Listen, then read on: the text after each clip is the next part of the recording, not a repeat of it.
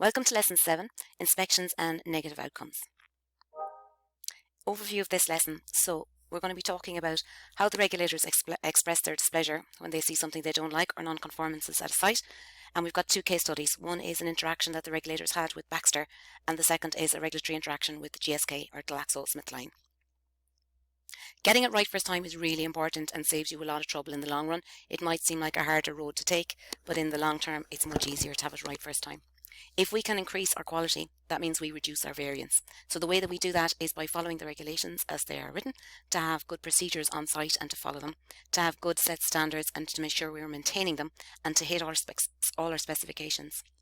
To have enough knowledge about our process and our product that we can easily meet our specifications without having deviations or out of specifications in the lab. And one of the ways of doing this is by using right first time tools to try and increase our process knowledge and to decrease our process downtime. Vigilance as well in the plant and in the labs to make sure that we're catching errors as soon as they occur, to minimise the spread of them and to minimise how much catastrophe they can cause. If things are caught early and investigated quickly, they're generally an easy fix. The longer it goes on, the more batches it implicates, the harder it is to investigate and the harder it is to manage the situation. So regulatory inspections. Regulators can arrive on site. They can arrive either announced or unannounced. In rare occasions, they can literally turn up at your doorstep at any stage, but usually they're announced inspections so you can plan for them and be organised for them. The inspection then takes place, and after that you'll get a written inspection report that outlines any deficiencies that they observed during the inspection, and that's issued to the company after the inspection is completed. The site then is required to provide a written response to the deficiencies outlined, and they will be given a date to have that written response returned back to the regulators. The inspectors then will review the responses that they get back from the company, and they'll determine if they're acceptable or not. They'll inform the company again in writing. It's all done in writing. If it's acceptable, the inspection will be closed, and if it's not, the regulatory authorities will take further actions. Inspection reports with major and or critical findings are shared with the EMA, the other EU and national regulatory bodies, and according to the EU European regulations. So we look at the classification of deficiencies then. The HPRA, so the European side of things, they define a critical. So critical is something where the deficiency adversely affects the patients, or it poses a potential risk to public health, or it represents a serious violation of applicable legislation and guidelines. Major is it could potentially adversely affect patients, or it could potentially pose a risk to public health, or it represents a violation of your guidelines again. And minor is something where it would not be expected to adversely affect patients or pose a risk to public health, but it's still a deficiency and you have to address it.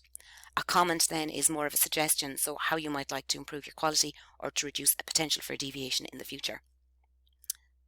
The FDA would write up theirs as a 483 citation, so that's the form that they use to write up a finding. That would be kind of more equivalent to a minor, major or critical. They'll define how serious it is.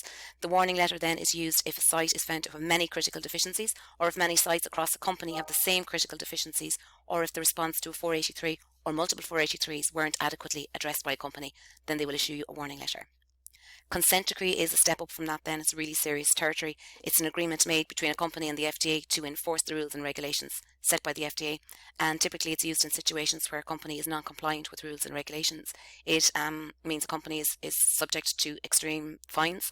It also means that a company is not trusted to release their products, and if those products are medically necessary and allowed to still be left on the marketplace, the FDA will require you to bring in consultants at your own expense to sign off on those batches and to release them onto the market.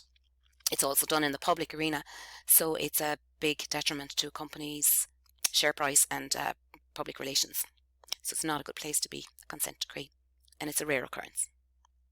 Failure to satisfy the regulators will result in some of the following. So most people want to keep the regulators happy, so they will respond really quickly and really favourably to any findings that the regulators have. If you don't respond fast enough or in a comprehensive enough way, these are some of the things that can happen. So sites or companies may be inspected more frequently. They deem you to be a higher risk, so they'll inspect you more often. Where you've got serious non-compliances identified, particularly if they're persistent in nature, so if they seem to be happening a lot, they may take further legal actions. The product in question can be deemed to be adulterated and may be seized possibly and destroyed. You might have to have a shutdown or temporary replacement of company management. You can have severe fines. There can be criminal penalties applied to both the firm and the personnel within the firm, which would be really serious. There would be obviously loss of company reputation if any of those things were to happen, and the adverse publicity would result in a loss of consumer confidence, and you would also obviously experience a drop in your share price as well, and your market share of your products as well too. This is an example. It's called kidney dialysis product contaminated. So it happened in Baxter in Mayo, and you'll see it's coming from the Irish Health magazine. So you can have a read of the full article here if you like. I just want to draw your attention to the date. So this happened in January 2010. So an international healthcare company is to temporarily shut down part of its production facilities in Castlebar following the contamination of a number of kidney dialysis products. Baxter is Mayo's largest employer. It has over 1,000 people working there. And last month, the company informed the EMA that a small number of kidney dialysis products might contain endotoxins. So endotoxins are harmful substances. They are released from bacteria after they have died, but they would be of danger to a patient. Specifically, these patients could develop aseptic peritonitis, which is an inflammation of the peritoneal cavity. So that's the membrane lining the abdominal cavity. And your symptoms could include severe abdominal pain, vomiting, and fever. The affected production line in Castlebar is due to be temporarily shut down from next week for a 4-month period, and around 150 workers involved in the production of these products will be temporarily out of work. Meanwhile, in order to make up for the shortfall in the supply of the unaffected products, the EMA is sourcing PD solutions from other parts of the world. So they were coming from the US, Canada, Turkey and Singapore and being imported into the EU to make up the shortfall while this product manufacturer was down. So you'll see here in this slide, here's the link. You can have a look and read the full extract. So this is from the EMA. So this is what the EMA came back to Baxter about when they had finished writing up their report. And you'll see that this happened in September of 2011. So it's quite a long protracted time. Obviously the investigations take a long time to do, and the regulators take a long time to do their investigations. So it's an awful place for a company to be. It's kind of a bit of a limbo land. At the time, Baxter identified endotoxin bacteria in 2 tanks as the root cause of the problem, and they removed those tanks from the production line. They also cleaned the other tanks and pipework involved in the production. But despite these measures, endotoxins were still detected in new batches of solutions that they made, and they caused the manufacture of these solutions to be shut down in the plant. The EMA concluded that the root cause of the endotoxins in the infected production lines was a combination of 2 things. So they had undetected cracks in the equipment that would have allowed the growth of bacteria to occur, and the design of the plant and the cleaning methods used may have allowed that the contamination spread. It was noted that improvements are being made to the Castlebar plant to ensure future production of endotoxin-free dialysis solutions, and these included redesigning the plant, putting in new cleaning regimes, the introduction of improved testing methods. So the Irish Medicines Agency's HPRA will inspect the plant again in October 2011, after which time it'll go through a 12-month requalification period. So during this time then the plant will be carefully monitored and the products will undergo rigorous testing and increased surveillance. So the corrective actions that they're putting in place will be also applied to all the other Baxter manufacturing sites as well. So it's quite a deep investigation with a lot of very substantial changes needing to be made to the plant. So it's a huge impact to a site to have something like this occur. What was the root cause of the contamination? What initial action did Baxter take? Why do you think that this did not remedy the contamination issue? What actions would you have taken if you were in charge of the investigation? Okay, this is case study number 2. This is from GSK and it's in relation to an antidepressant, and they had contamination in their Cork site. So this extract is from the Irish Times from April 2014. So GlaxoSmithKline has announced a product recall after the US Food and Drug Administration published a warning letter over contamination at the group's Cork plant. The FDA said that last October an FDA inspector found that Paroxane, an antidepressant marketed as Paxil and Cerdat, was contaminated with material from the plant's pharmaceutical waste tank. Some batches of a drug or drugs using the contaminated ingredient were later shipped, the FDA said, and GSK did not notify its customers about the lapse. The investigator also raised concerns about the suitability of the equipment used to manufacture the ingredients. In the letter dated March 18th, the FDA said GSK had not done enough to solve the problems discovered at its Currabinny plant. A GSK Ireland spokeswoman said last night that the company had triggered a product recall of the affected batches, although she was unable to say how much of the potentially contaminated drug had shipped. The FDA accuses GSK of failing to investigate fully critical deviations in quality after it first became aware of them in January 2012. The company has until April the 9th to respond to the letter and outline in detail the actions it proposes to correct the issue. So this is, as I said, an article from the Irish Times. So if we look here, we'll see the warning letter from the FDA. You can click in here if you want to read the full part of it. When you get a warning letter on the website, from the FDA or the EU, there'll be large portions of it redacted. So it can be kind of difficult to read and understand. So here they've said the response lacks sufficient and corrective actions. So 1, failure to fully investigate critical deviations. So here we go with the redaction. You can see your firm discovered that batches was contaminated with material from your pharmaceutical waste tank, which contained APIs, intermediates and solvents. Your firm became aware of this contamination in January 2012 and completed risk assessments to determine the impact on the quality. Your firm distributed shipments, potentially contaminated batches after becoming aware of the significant deviation. In contrast, other batches then were made with the contaminated materials were rejected. Number 2, then quality impact assessments were made for both and the approach taken was different. Your firm's SOPs regarding communication of significant deviations states that your firm must communicate to the receiving site information concerning deviations having a potential quality impact on the product. So that would be very common practice. If you have a problem on your site, you need to tell the receiving site what the issue was and what deviations you had, so they can have increased awareness about it. During the inspection, your personnel informed our investigator that your firm determined there was no potential to impact the quality of the affected products manufactured with this contamination and chose not to escalate the deviation by notifying your customers. We are concerned that your firm does not consider the entry of pharmaceutical waste streams into your manufacturing process a significant deviation with a potential quality impact. In your response to the Form FDA 483, you acknowledged that you should have informed your customers of this incident. However, you did not describe any recent or future communication with your customers regarding the incident to rectify the prior lapse.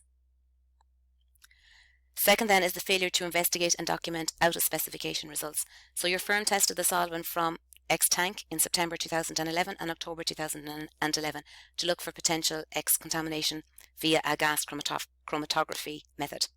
The chromatograms from both samples show large peaks for X as well as small but detectable levels of at least 10 other contaminants. These unexpected peaks should have indicated to your firm that the tank in question had been contaminated with pharmaceutical waste as described above. Instead, your laboratory personnel ignored the unexpected peaks and conducted no investigation into what gave rise to them. As a result, your firm did not notice that the X tank had contamination until a third sample from the tank was tested in January 2012. In your response to the form, you stated that there was no reason to expect contamination and therefore the analyst didn't notice the peak. Your response doesn't address why the analyst didn't notice the numerous other detected contaminants in the chromatogram, nor did it address why a second reviewer did not notice the unexpected peaks in the chromatograms. So when the analyst got the results in the lab, there obviously was unexpected peaks that they would have been able to see in the chromatogram, and they only analysed the peaks they were expecting. The person reviewing the document should have picked up that there was additional contaminants that would not normally be there. Please address these issues in your response to the letter, and in addition, please explain why the X testing sample from the tank was collected in November 2011 but wasn't tested until January 2012, and provide supporting documents from the method validation to describe the stability of the tank samples during this lengthy storage period. So the FDA want to know, have you got a holding validation test done to show that your sample can be held for that length of time prior to testing? So, questions for you. What did the chromatograms show? What was the response to the FDA 483? What actions would you have taken if you were responsible for this investigation? So another issue from the warning letter is their failure to demonstrate that your manufacturing process can reproducibly manufacture an API meeting its predetermined quality attributes. Your firm's validation protocol for X states that a minimum of 3 consecutive pre-nominated process performance qualification, so that's what PPQ, pre-process performance qualification batches, were to be produced to demonstrate initial process validation.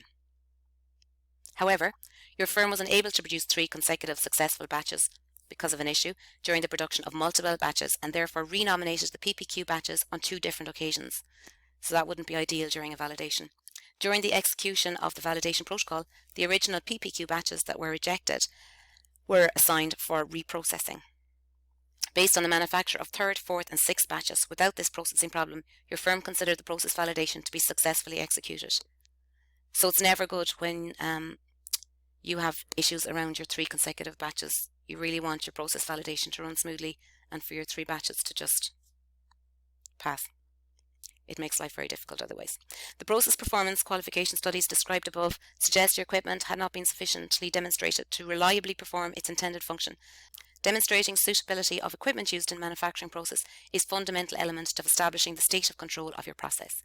Because of these equipment suitability deficiencies, we're concerned that your firm has not inadequately demonstrated an ability to consistently and reproducibility manufacture X without Y. What issues would you raise in relation to the validation activities that took place? What actions would you have taken during the validation activities? What response do you think would have satisfied the regulators? So you can click on the links here if you want to get more details. You'll find these in your appendix. So over to you to check your understanding. By what mechanism can a site reduce variance with the goal of increasing quality? What are the classifications HPRA use for deficiencies found during an inspection? And what terms did the FDA use to classify findings from an inspection?